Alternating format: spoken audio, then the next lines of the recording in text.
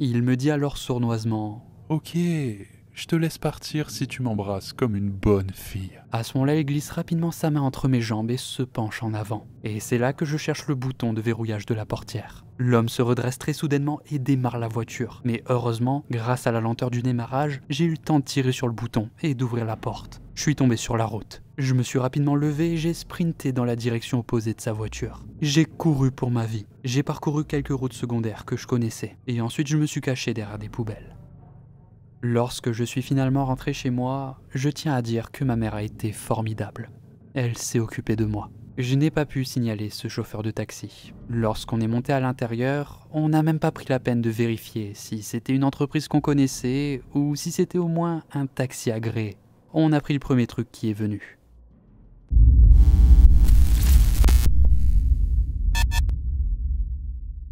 Cette histoire s'est déroulée en 2003, lorsque je vivais encore dans mon pays d'origine, l'Uruguay. J'étais une fille de 14-15 ans.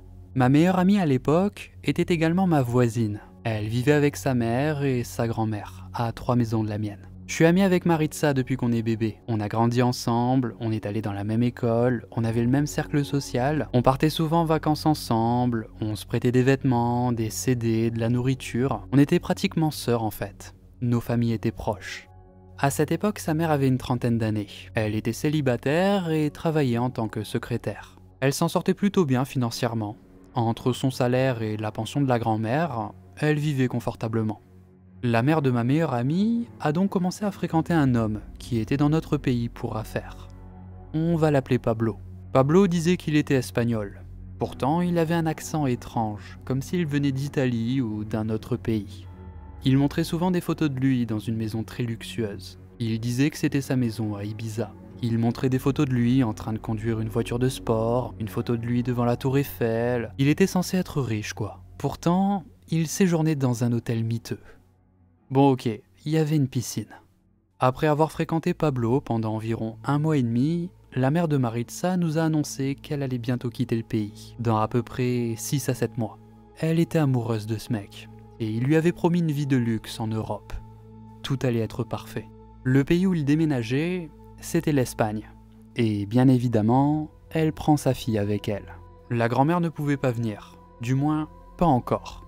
Elle avait donc prévu de les rejoindre une fois qu'ils seraient installés. C'est là que j'interviens. Vu que j'étais la meilleure amie de Maritza, on m'avait proposé de partir avec eux pour les vacances. Que le fait de partir, ça faciliterait la transition de ma meilleure amie. C'était l'idée de Pablo. J'étais bien sûr très enthousiaste à cette idée. Vous imaginez ? 1 mois en Europe avec ma meilleure amie qui déménage ? Et puis, l'idée d'aller la voir chaque été et de loger dans la maison de luxe de son beau-père, c'était un rêve. Au début, mes parents n'étaient pas très enthousiastes. Mais après avoir appris à mieux le connaître, ils ont développé de l'affection pour Pablo. Et il a fini par les convaincre. J'ai commencé à travailler les week-ends en tant que serveuse dans le restaurant de mon oncle, pour aider mes parents à payer le billet d'avion et d'autres frais. On a fait les démarches pour obtenir mon passeport et j'avais trop hâte de partir. Au fil des mois, il est devenu évident que je n'allais pas pouvoir y aller. L'argent que j'avais économisé n'était pas suffisant. Il ne couvrait même pas la moitié du billet et mes parents n'ont pas pu trouver l'argent pour le reste du voyage. 1 semaine ou 2 avant leur grand départ, Pablo est venu chez moi et il a parlé à mes parents. Il a proposé de payer mon billet d'avion. Mais mes parents ont poliment décliné. J'étais furieuse. J'ai juré de ne plus jamais parler à mes parents. Je suis pas sortie de ma chambre pendant des jours. Finalement, j'ai dépassé cette colère. Et quand il était temps de les accompagner à l'aéroport pour leur dire au revoir, je l'ai fait. À l'aéroport, Maritza et moi avons pleuré. On s'est serré très fort dans les bras et on s'est promis de se retrouver l'été prochain. D'ici là, j'aurais déjà économisé assez d'argent. Ma meilleure amie m'a dit au revoir et ils sont partis. Les jours sont passés et rien. Aucune nouvelle. Je me souviens de la douleur sur le visage de sa grand-mère. Je me souviens de toutes les nuits où elle n'a pas dormi. Elle était seule chez elle, sans sa fille et sa petite fille qui étaient censées l'appeler dès leur arrivée en Espagne. Mais elles ne l'ont jamais appelée. Finalement, elles ont été signalées comme disparues. Étonnamment, Pablo avait donné son vrai nom et son vrai prénom. Donc après l'intervention de la police, il s'est avéré qu'il avait un énorme casier judiciaire en Espagne et en Italie. Il avait été emprisonné pour drogue, prostitution, enlèvement, extorsion et Dieu sait quoi d'autre. La police a informé leur famille qu'elles avaient très probablement été vendues à un réseau de trafic d'êtres humains, que c'était très courant et malheureusement qu'il y avait beaucoup de cas similaires. Ils leur ont dit qu'il n'y avait rien d'autre à faire, sinon qu'attendre. La dernière fois que quelqu'un les a vues ou a eu une trace d'elles, c'était à l'aéroport de Séville, lorsqu'elles sont arrivées.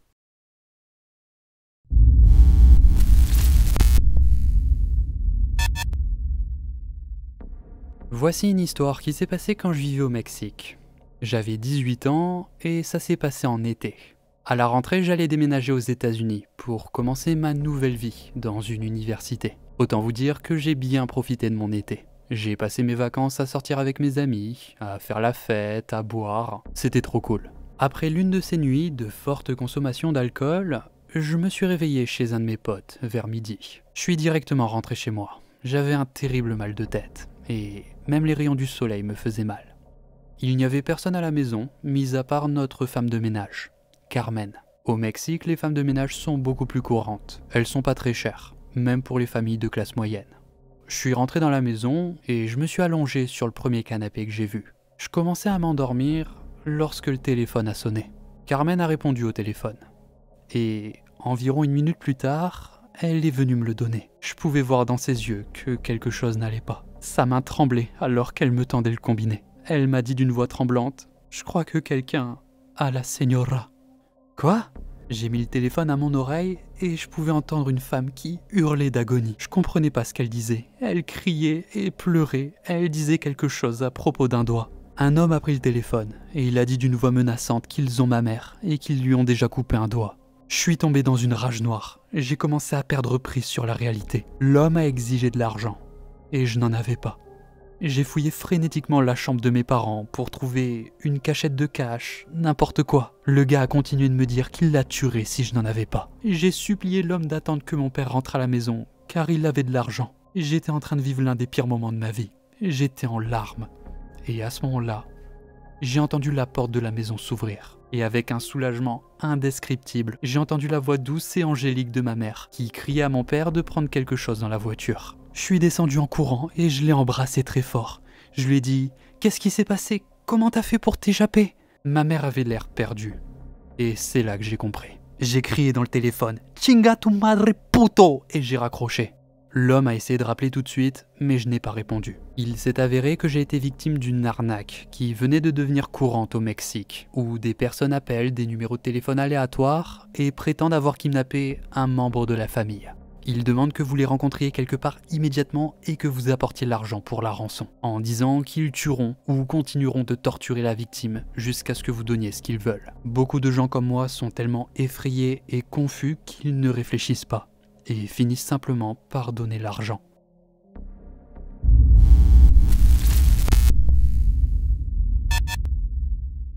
J'utilise Tinder assez souvent et généralement ça se passe bien. C'est même plutôt cool. Je rencontre pas mal de gens, je chill avec eux, je fume. J'ai donc matché avec ce gars qui s'appelle Charlie. Et il a l'air cool. Il est vraiment mignon et il joue de la musique. Ce qui est très attirant pour moi parce que je chante et je joue du piano. On a discuté un petit peu et j'ai accepté de le rencontrer chez lui. Première erreur. Comment est-ce que j'ai pu penser que c'était une bonne idée de rencontrer pour la première fois quelqu'un chez lui? Bref, en arrivant dans son complexe d'appartements, déjà j'ai une impression vraiment bizarre. Je monte au 3e étage et il est là, debout, devant la porte. Je lui dis bonjour, je rentre à l'intérieur et tout se passe plutôt bien. On se détend, on fume un petit peu, on regarde un film. Pendant le film, il tente un move et je suis réceptive. On finit sur le lit et nous sommes évidemment en train de nous livrer à des activités adultes. Quand d'un coup, il passe ses mains autour de mon cou et serre fort. Très fort. Maintenant, dans un certain contexte, je peux comprendre. Mais là, je suis chez un inconnu et il m'a même pas demandé si j'étais ok avec ça. Je peux littéralement plus respirer et je suis certaine à ce stade que je suis en train de tourner au bleu. Non seulement il m'asphyxie, mais il hurle maintenant à mon visage. Est-ce que t'as peur? avec un regard noir dans ses yeux. Moi je suis en mode, bien sûr que j'ai peur, t'es en train d'essayer de me tuer, putain. Je me débat et il serre encore plus fort. Je plaisante pas les gars, j'ai sérieusement pensé que j'allais mourir. Par je ne sais quel miracle, j'ai réussi à me dégager de son emprise et je me suis mise à hurler. Il me crie de me calmer et j'essaye frénétiquement de me rhabiller. Je fonce vers la porte mais il attrape mon poignet alors que j'essaye de partir. J'utilise toute ma force pour me dégager et je claque la porte. Au moment où elle s'est fermée, ce charmant individu m'a dit « Putain de ça. » Je rentre chez moi et je me regarde dans le miroir. J'ai des bleus dans le cou. J'essaye de le couvrir avec du maquillage mais rien à faire. J'ai l'air tout droit d'avoir été presque étranglé à mort. Ensuite, il m'a envoyé un SMS en disant « Je pense que t'as besoin de plus qu'une tub. » Et moi, je suis en mode « Oh, vraiment? Tu veux que j'amène un pote et que tu nous tues ensemble, c'est ça? Comme c'est charmant. » Enfin bref, je l'ai bloqué, je l'ai signalé sur Tinder. J'ai hésité longuement à aller à la police. Avec le temps, les ecchymoses ont disparu. Et si j'y vais, c'est maintenant une affaire de parole contre parole. Je commence vraiment à me demander si je devrais aller les voir, parce que je me dis que la prochaine fille n'aura peut-être pas autant de chance que moi.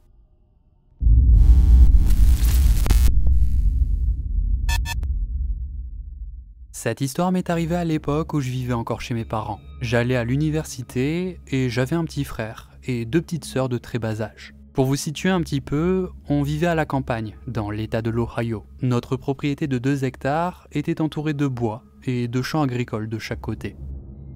Généralement, pendant la semaine, mon père part de la maison à 2 h du matin pour aller travailler.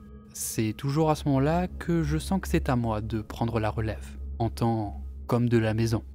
Enfin bref, cette nuit-là, étant donné que c'était le week-end, mon père était à la maison.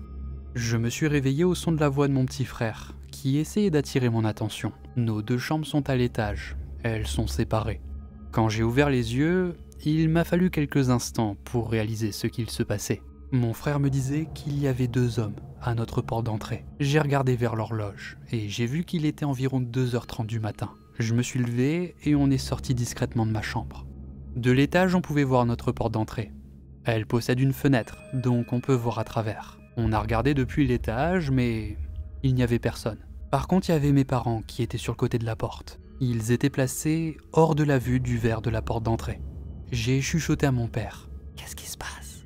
Et il m'a répondu qu'il y avait 2 gars qui se parlaient et qui frappaient à la porte. Entendre mon père dire ça m'a encore plus effrayé. Je suis retourné dans ma chambre et j'ai attrapé mon arme à feu. Après avoir de nouveau jeté un œil vers la porte d'entrée, j'ai descendu rapidement les escaliers.